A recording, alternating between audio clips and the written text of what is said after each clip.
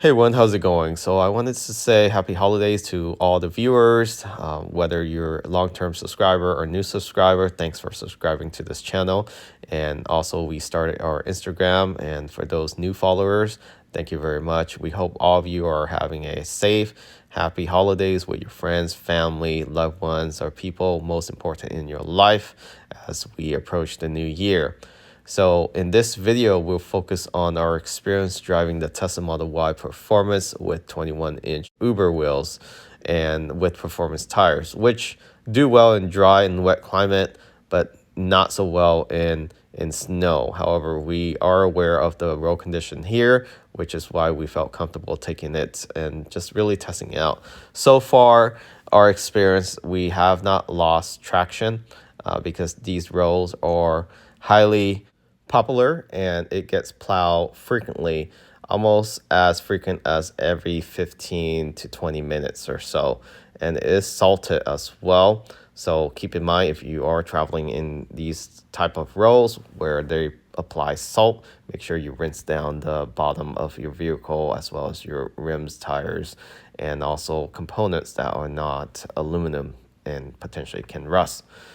So the purpose of this video is to really talk about our experience driving the Tesla Model Y in 0 Celsius temperature.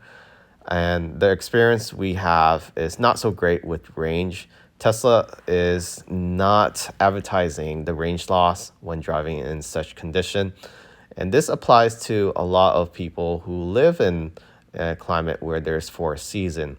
Now, whether if there's four seasons or not, if you have chiller, colder summer than most other part of the world, you will see a range loss. So for example, we're traveling in 0 Celsius, freezing point, for example, and we're seeing a range loss of up to 50 to 55%, maybe even more because there are some incline at some of these mountains. You do gain some of those back, but not one-to-one ratio. Now, Tesla vehicle on their website, they always try to put the maximum EPA range on there. Real world situation, even when you're not in freezing condition, you will not see that full range. You will see most likely 80 to 90% of what they rate because nobody drives in perfect condition at 62 to 65 miles per hour on the highway. You drive a lot of local street, there's a lot of hills, curves, wind gusts that, can also impact your range because your efficiency drop if you're heading towards a headwind or side wind, for example. And in cold climate, the battery has to work harder to keep the cells warmer, and that contributes to more range loss. I minimize the use of heater as well as defroster, but there are times where you have to have those on because it's just freezing inside the cabin with most panels are glass surrounding your head, side, front, and rear. And that doesn't help either. When you have the seat heater on, even with the pump heater, it does eat into your range. So we left most of it off just to see what range we are impacted by the cold condition. And we are seeing up to 50%, 55% at times with moderate to no use of the heater, no use of the seat heater at all, and just using the windshield wiper when we need to, when we're driving at slow speed. Higher speed, we'll leave the windshield wiper off because we do have ceramic coating on the windshield that glides off the snow or the water. In addition, when driving with just 2 to 3 passenger in the vehicle, light cargo, you should expect more efficiency. Now, traveling to some of these snow resort area, you likely will carry more gear, more people, so you probably can see more than 50% range loss.